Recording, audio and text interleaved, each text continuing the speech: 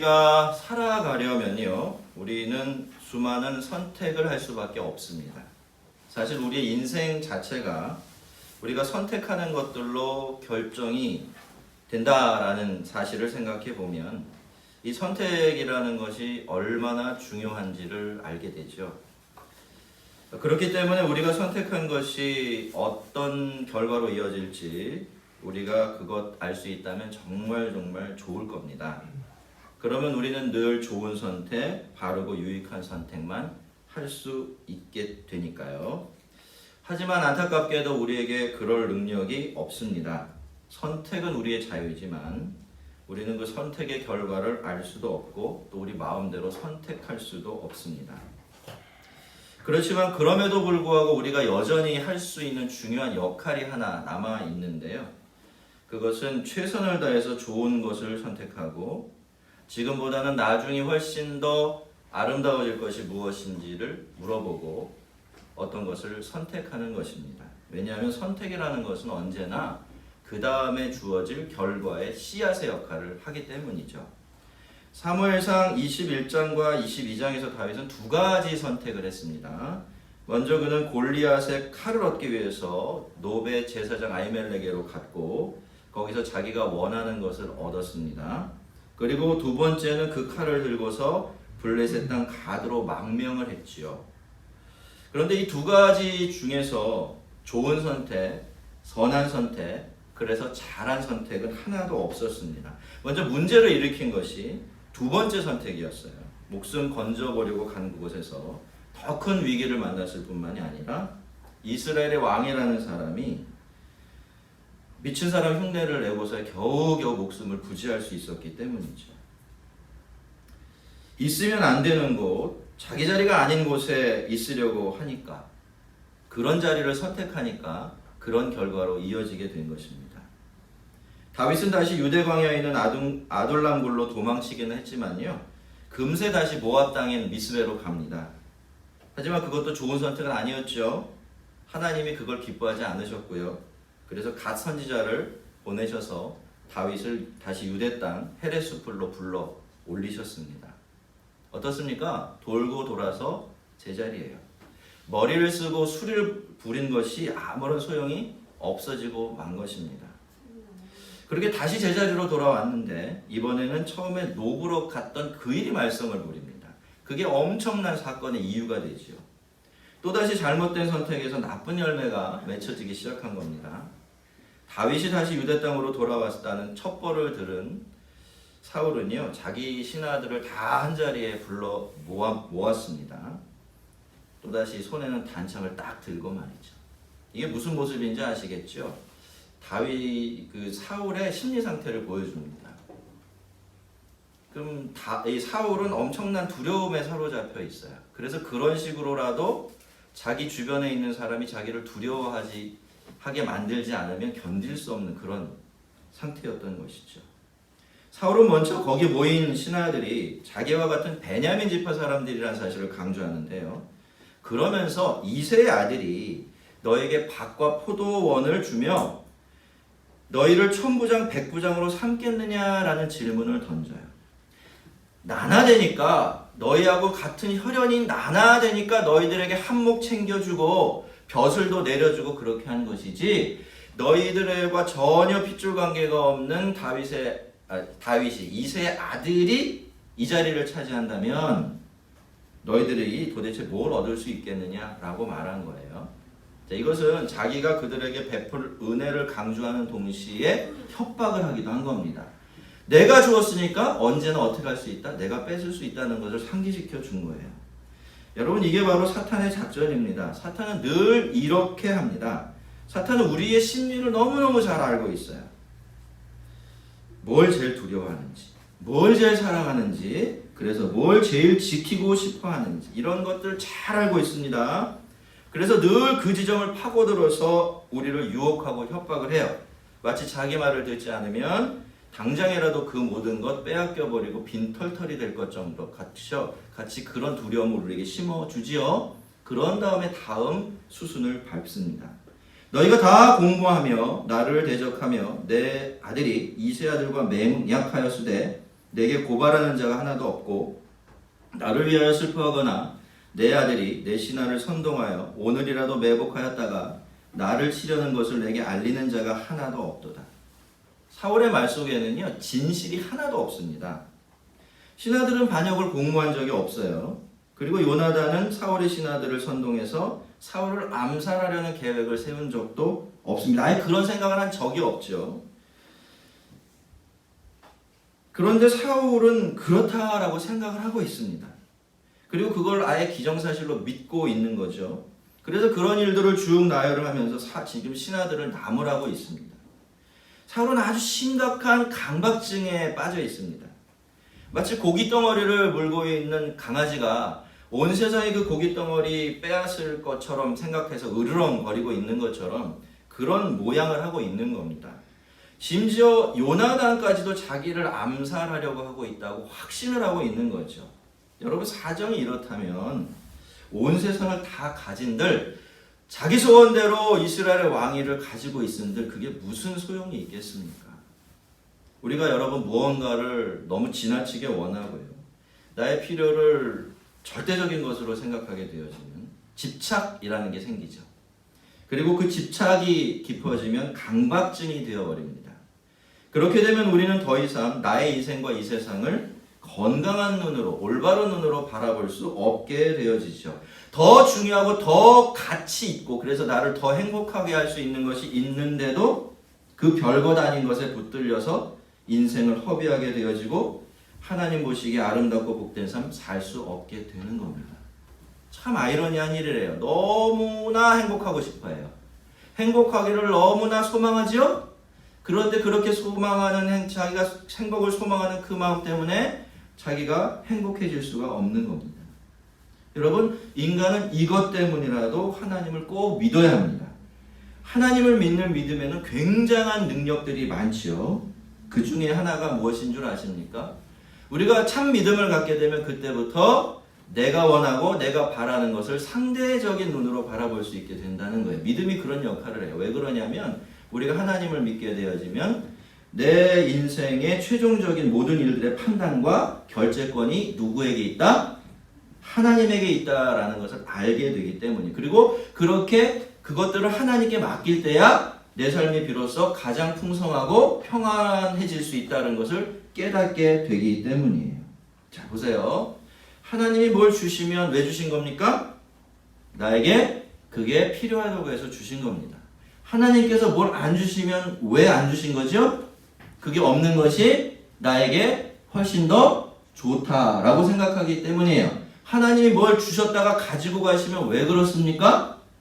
받아들이기 어려운 일이지만 그렇게 하는 것이 훨씬 더 좋고 지금 나에게는 그것이 필요 없다라고 하나님이 판단하셨기 때문입니다. 그것을 알게 되고 그것을 믿게 되는 거예요. 그래서 믿음이 있게 되어지면 평안해지고 행복해지게 됩니다. 여러분 모두가 다 이 믿음 안에서 참으로 행복하고 참으로 평안하시기를 바랍니다. 신하들은 사울에게 아무 말 하지 않죠. 왜냐하면 정말 대꾸할 가치도 없는 전부 가짜였기 때문이죠. 근데 그때 불쑥 구석에 있었던 한 사람이 이 이야기 속으로 뛰어들어오죠. 끼어듭니다. 그게 누굽니까? 에돔 사람 도액이라는 사람이었어요. 도액은 다윗이 아히멜렉을 찾아왔던 일을 사울에게 죄다 보고를 했습니다. 이세 아들이 노베 와서 아히두베의 아들 아히멜렉에 이른 것을 내가 보았는데 아히멜렉이 그를 위하여 여호와께 묻고 그에게 음식도 주고 블레셋 사람 골리앗의 칼도 주더이다 라고 말이죠.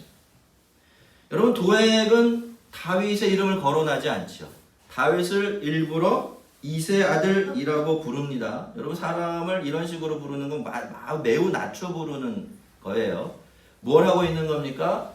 지금 이 도액이라는 사람이 사울에게 장단을 잘 맞춰주고 있어요. 근데 10절을 보면 도액은요, 아히멜렉이 그를 위하여 여호와께 물었다라는 이야기를 합니다. 원래 제사장들은요, 주로 왕을 위해서 하나님께 뭘 물어보는 사람들이에요. 그런데 아히멜렉은 이세 아들에 불과한 다윗을 위해서 하나님께 물었다라는 겁니다. 지금 도액이 무슨 이야기를 넌지시하고 있는 거죠? 아히멜렉이 누구를? 다윗을 왕으로 여기고 있지 않습니까? 이런 이야기를 전해주고 있는 거죠. 자, 거기에다가 아히멜렉이 다윗에게 음식도 주고 골리앗에 칼도 주었다는 이야기를 듣고 나니까 사울이 완전히 뒤집혀 버리죠. 완전 이성을 잃어버리게 됩니다. 사울은 곧바로 아히멜렉과 그의 집안 전체를 자기 앞으로 소환합니다.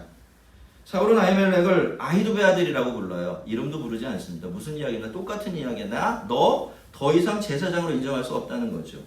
그렇게 막 낮춘 다음에 사울의 추궁이 시작이 되는데 이번에도 사울의 말은 다 허구로 채워지게 됩니다.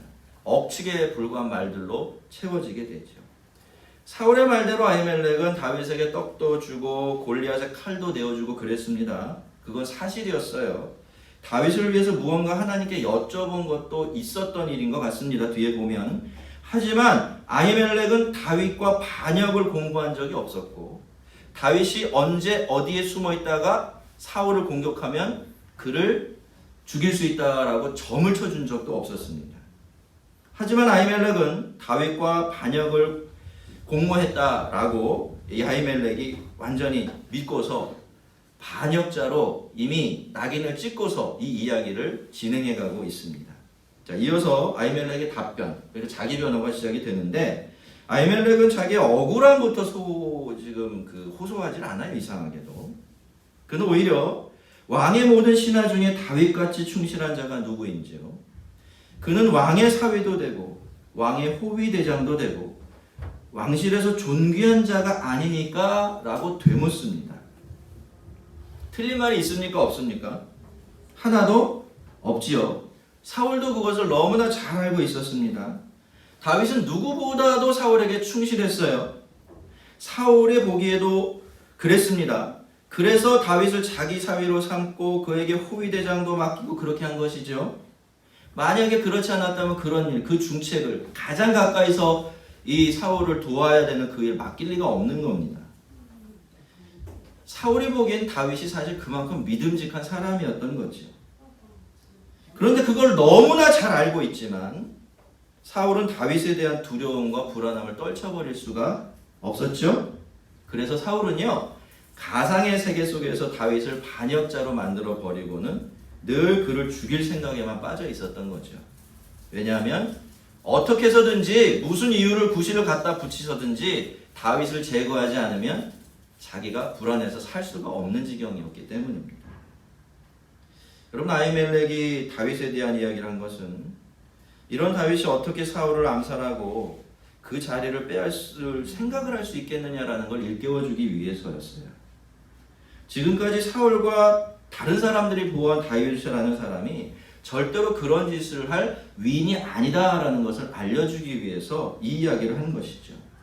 여러분, 아히멜렉은 이 말이 얼마나 사울의 심기를 불편하게 할 수 있을지 잘 알고 있었습니다. 모르지 않았어요. 하지만 아히멜렉은 다른 길을 가지 않습니다. 길을 돌아가지도 않아요. 그는 바른 길을, 그저 바른 길을 정하고 그 길을 가기로 결정을 해요. 왜 그렇죠? 모든 사람이 다 그렇게 하지 않고 있어요. 다 모르쇠 하고 있죠. 그러니 누구라도 그렇게 합니까? 자기라도. 제사장인, 하나님의 제사장인 자기라도 사울에게 바른 이야기를 들려줘서 그가 죄 없는 하나님이 세우신 왕을 죽인 일을 막아야겠다라고 생각을 했던 것입니다. 여러분, 아히멜렉과 도액은요, 완전히 반대예요. 도액은 왕이 제일 듣고 싶어하는 이야기를 했습니다. 반대로 아히멜렉은 왕이 제일 듣기 싫어하는 소리를 했어요. 그러면 둘 중에 누가 정말로 왕을 위하고 왕을 사랑하는 사람일까요? 도액입니까? 아니죠. 누굽니까? 아히멜렉이에요. 도액은 왕의 뒤틀어진 마음을 부추겨서라도 자기가 원하는 것을 얻으려고 했지만 아히멜렉은 자기 안전을 걸고서라도 사울이 더 이상 죄를 짓지 않기를 바라는 마음에서 사울이 불쾌할 것을 알면서도 그 이야기를 굳이 사울에게로 들려주었던 것입니다. 여러분, 진실이라는 것은 불편해요. 진실치고 너무너무 편안한 진실은 없는 것 같습니다. 아프고 듣기가 싫지요? 거의 되게 그렇습니다. 왜 그런지 아십니까? 대개 진실이라는 것은요, 우리 편을 들어주지 않기 때문이에요. 하지만 그래서 진실이라는 것은 거짓이 절대로 할 수 없는 아주 독특한 일을 하게 되는데, 그게 뭐냐면 약이 되고 답이 된다는 겁니다. 따라해 보실까요? 진실은 약이 되고 답이 된다. 늘 기억하십시오. 진실은 불편한 겁니다. 하지만 진실은 그렇기 때문에 약이 되고 답이 되어주는 거예요. 자, 그렇기 때문에 우리는 무슨 말을 들을 때마다 누가 진짜로 나를 위해 주는 내 편인지를 잘 분별해야 합니다. 우리의 본능은 도액이 아니라 늘 도액을 더 많이 좋아하지만 진짜 우리 편은 누구다? 도액이 아니라 아히멜렉이다. 이것을 늘 기억하면서 우리에게 수많은 이야기들을 들려주는 사람들의 이야기를 듣고 걸러낼 줄 알아야 합니다. 이제 아히멜렉의 두 번째 변호가 이어지는데요. 그는 이렇게 말하죠. 내가 그를 위하여 하나님께 물은 것이 오늘이 처음이니까 아니니이다. 이게 무슨 이야기입니까, 여러분? 자기가 제사장으로서 다윗을 위해서 하나님께 뭘 묻기는 물었다는 거죠. 그렇죠? 처음이 아니라고 얘기하니까 이번에도 물었다는 이야기입니다. 하지만 지금까지 자기가 제사장으로서 하나님께 다윗을 위해서 무언가를 여쭤본 것이 한두 번이 아니고, 그것은 제사장으로서 너무나 당연히 해야 될 일을 했던 것들인데 왜 이제 와서 그 일 갖고 시비를 거십니까? 왜 그걸 갖고 문제를 삼으십니까? 그렇게 이야기한 거예요. 여러분, 제사장은 왕을 위해서도 무언가를 물어야 되지만 중요한 나라의 대소사가 있을 때도 하나님께 하나님의 뜻을 물어야 돼요. 다윗이 누굽니까? 굉장히 유능한, 큰 전쟁이란 전쟁은 다 싸워야 하는 군대에 아주 요직에 있었던 인물이에요. 그러니까 전쟁이 일어날 때마다 다윗을 위해서 이 제사장이 물었을까요? 안 물었을까요? 물을 수밖에 없죠. 그게 제사장의 임무입니다. 늘 그렇게 해왔는데 왜 이제 그것 가지고 문제를 삼느냐라고 말하죠. 그러면서 아히멜렉은 원하건대 왕은 종의 아비와 종에게 온 집에 아무것도 돌리지 마옵소서. 왕의 종은 이 모든 크고 작은 일에 관하여 아는 것이 없나이다 라고 말합니다. 탄원이죠. 사울이 지금 말하고 있는 그런 일에 대해서는 우리가 아는 것이 아무것도 없다. 당연하죠. 그런 이야기를 주고받은 적이 없으니 아는 것이 없을 수밖에 없어요. 그러니까 당신이 혹시라도 자기 마음대로 생각하고 우리에게 칼을 대고 우리에게 해코지하는 일이 있어서는 절대로 안 된다 라고 이야기한 겁니다. 하지만 사울은 그 이야기를 귓등으로도 듣지 않죠. 사울은 옆에 있던 호위병들에게 노부로 가서 여호와 제사장들을 죽이라고 명령을 내립니다. 여러분, 정말 생각해보면 기가 막히는 일이에요. 여호와를 왕으로 모시고 사는 이스라엘의 왕이요, 그런 사적인 이유 때문에 여호와의 제사장들을 죽이라 라는 명령을 내리다니 말입니다. 근데 이제 호위병들은 어떻게 합니까? 전혀 사울의 말을 듣지 않아요. 왜 그렇죠? 이 말단에 있는, 그죠? 그 호위병들도 뻔히 아는 겁니다. 지금 사울이 얼마나 잘못되고 그릇된 일을 부당하게 하려고 하고 있는지, 그리고 하나님의 백성이 되어서 하나님의 제사장들에게 함부로 해코지라고 칼을 대는 일이 얼마나 하나님 보시기에 악한 일인지 이거 다 알고 있었던 거죠. 그러니까 그렇게 할 때 자기가 위험해질 수 있다는 것을 알면서도 이 부하들은 사울의 명령에 순종할 수가 없었던 겁니다. 근데 여러분요, 이것도 하나님의 사인이에요. 그 길을 가면 안 된다라는 하나님의 경고이죠. 여러분, 하나님께서 왜 우리들을 다른 사람들과 함께 살게 하셨을까요? 괜히 그렇게 하신 것이 아닙니다. 나만 옳고 우리만 맞다는 생각은요, 그것만큼 틀리기 쉬운 생각이 없습니다. 만약에 다른 사람들이 그것도 자기가 불편해질 것고 힘들어질 것을 잘 알면서도 우리에게 그건 아니야 라는 사인을 보내고 있다면 우리는 거기서 자기가 하려는 일을 한 번쯤 다시 재고해 볼 줄 알아야 돼요. 그것이 절대로 완전해질 수 없는 우리들이 자기 자신과 이 세상을 위해서 갖춰야 하고 지녀야 하는 최소한의 겸손함입니다. 내가 맞고 그들이 틀릴 수도 있겠지요. 그들이 아니다라고 하는 것이 틀리고 내가 맞다라고 하는 것이 맞을 수도 있습니다. 그렇지만 그럼에도 불구하고 누군가가 아니다라는 사인을 보낼 때는 그 자리에 잠깐 멈춰설 수 있어야 돼요. 그리고 정말 그런가 하고 한 번 더 생각해야 돼요. 그리고 나서 결정을 하고 움직여도 전혀 늦질 않습니다. 그것이 우리를 살리고 세상을 섬기는 일이 될 수도 있는 거죠. 그런데 사울은 멈춰서지 않습니다.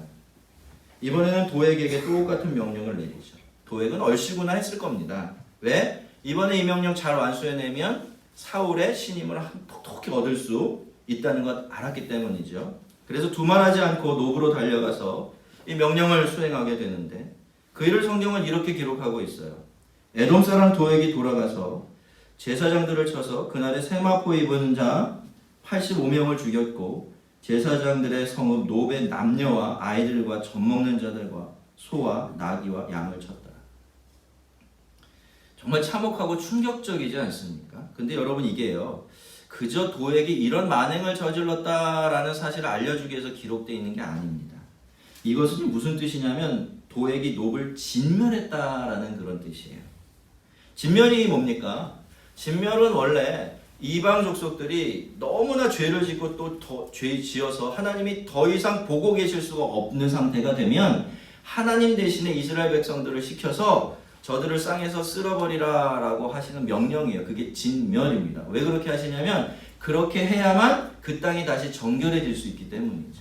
그 땅이라도 지키려고 하나님께서는 마지막에 그런 선택을 하시는 겁니다. 근데 여러분 지금 어떤 일이 벌어지는 겁니까? 이스라엘의 왕이라는 사람이 제사장들이 사는 놉을 진멸하라고 명령합니다. 그것도 이방인인 도액에게 말이죠. 그래서 이방인이 제사장의 성읍에 가서 그 성읍을 진멸한 것입니다. 왜 이렇게 됐죠? 왜 이렇게 세상이 거꾸로 뒤집혀 버렸습니까? 모두가 다 사울이라는 잘못된 지도자 때문이에요.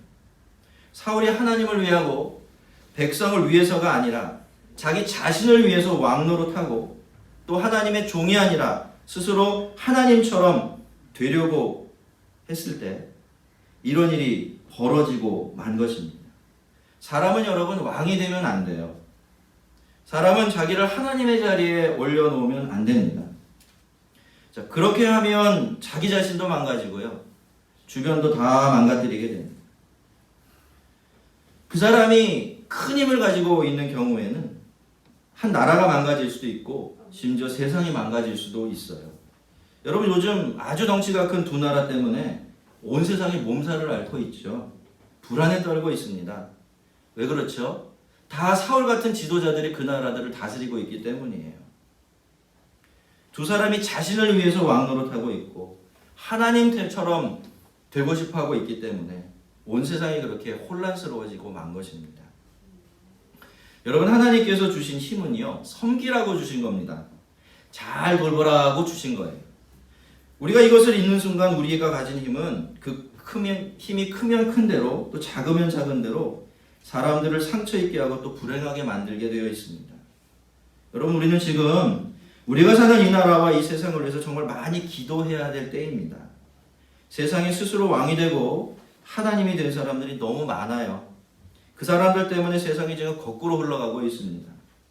하나님께서 이 나라와 이 세상을 긍휼히 여겨주셔서 이렇게 뒤집혀진 모든 것들을 다시 바로 잡아주시기를 바랍니다. 이렇게 노베에 있던 사람들 모든 가축들이 다 불의한 칼날에 사라져 버렸지만 딱 한 사람 아히멜렉의 아들 아비아달만큼은 그 칼날을 피해서 다윗에게로 도망칠 수 있었는데요.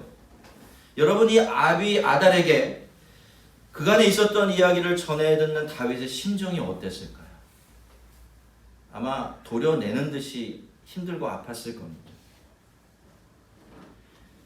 그 일은 전적으로 자기 때문에 일어난 일들이었으니까 말이죠. 다윗도 그 사실을 정직하게 고백하고 있어요. 그날에 에돔 사람 도액이 거기 있기로 그가 반드시 사울에게 말할 줄을 내가 알았노라. 내 아버지 집의 모든 사람 죽은 것이 다 나의 탓이로다. 다윗은 자기 입으로 도액이 그 모든 일을 사울에게 보고한 할 것 이미 다 알고 있었다라고 말하고 있어요. 자, 그렇다면 여러분 우리 한번 생각해 볼까요? 그렇다면 그때 다윗은 어떻게 해야 했을까요? 어떻게 하는 것이 맞았을까요? 그러면 가지 말고 말하지 말고 그 자리에서 돌아 나와야 해요. 내가 사는 것도 중요하죠, 물론. 그렇죠? 그러나 내가 살자고 남을 위험 속으로 몰아넣을 수 있는 일은 해서는 안 되지 않겠습니까? 그런데 다윗은 아히멜렉에게 가서 식량을 얻고 골리앗의 칼을 얻습니다. 자기가 조금 더 안전해지자고 아히멜렉을 위험 속으로 몰아 넣은 거죠. 그런데 그 결과가 자기가 생각했던 것보다 훨씬 더 심각하고 엄청났던 겁니다. 그런데 여러분, 그걸 알았든지 몰랐든지 이 일에 대한 책임, 원인 제공자는 누구입니까? 다윗이에요. 물론 자기가 직접 그 죄를 지은 건 아닙니다만 다윗은 그 원인을 제공했다는 사람으로서 책임을 면할 수는 없었습니다. 그 모든 비극이 다 다윗이 뿌린 선택이라는 씨앗에서 자라는 쓴 열매였기 때문입니다. 성도 여러분, 우리는 무언가를 선택하지 않고서는 살아갈 수 없습니다. 그 선택이 만들어내는 결과들이 곧 우리의 인생이 되기 때문이죠. 그런데 우리의 선택은 필연적으로 우리 자신뿐만이 아니라 다른 사람들과 또 이 세상에도 영향을 미치게 되어 있습니다. 그래서 이 세상에서 우리가 선택하는 것들은 전적으로 개인적이기만 한 선택이 있을 수가 없는 것 같아요. 이 세상이라는 것이 결국 나와 타자들의 관계라는 사실을 생각해 보면 이게 이렇게 되는 것이 너무나 당연한 일이 되겠죠. 그래서 여러분, 너무나 당연한 말씀이기는 합니다만 우리는 가능한 한 선하고 좋은 것들을 선택해야 합니다. 당장 나의 필요와 입장만 헤아리지 말고 내가 무엇을 선택하는 것이 더 선하고 그래서 하나님께서 더 기뻐하실지를 생각할 줄 알아야 되죠. 여러분, 다윗이 선택한 것을 보면요, 우리가 원하는 것을 얻으려고 우리 나름대로 열심히 계산하는 그 계산이라는 행위가 얼마나 불완전하고 언제든지 어긋날 수 있는지를 알게 됩니다. 다윗은 치밀하게 계산했고요, 사실 계산대로 움직였습니다. 하지만 그래서 수많은 제사장들이 목숨을 잃는 비극이 일어났죠. 그렇다고 해서 자기가 원하던 안전을 스스로 확보할 수도 없었습니다. 그렇게 치밀하게 계산을 한 다음에 움직였지만 다윗은 자기 스스로도 엄청난 위험 속으로 들어갔고 결국 제자리로 돌아와 있을 뿐이죠. 그리고 그 자리에서 자기가 그동안 저질러 놓은 일들이 만들어 놓은 결과 때문에 아주 깊은 후회를 하고 있습니다. 성도 여러분, 우리의 모든 선택은 다 씨앗입니다. 우리 자신과 이 세상을 위한 씨앗이에요. 그 씨앗을 꼭 빼어 닮은 열매를 만들어내는 그런 씨앗입니다. 다윗이 지금 그렇게 하고 있듯이 우리도 언젠가는 우리 주님과 함께 우리가 살면서 뿌린 씨앗들이 어떤 열매가 되었는지를 모두 보게 될 것입니다. 그래서 우리는 그날을 준비하며 살아야 하는 것이죠. 최선을 다해서 좋은 것과 선한 것 선택하면서 말입니다. 우리가 인내로 뿌린 이 좋은 씨앗들이 우리의 삶과 이 세상에 하나님의 통치를 가지고 오는 귀한 도구로 쓰임받게 되기를 주님의 이름으로 축원합니다. 우리 같이 한번 기도하겠습니다.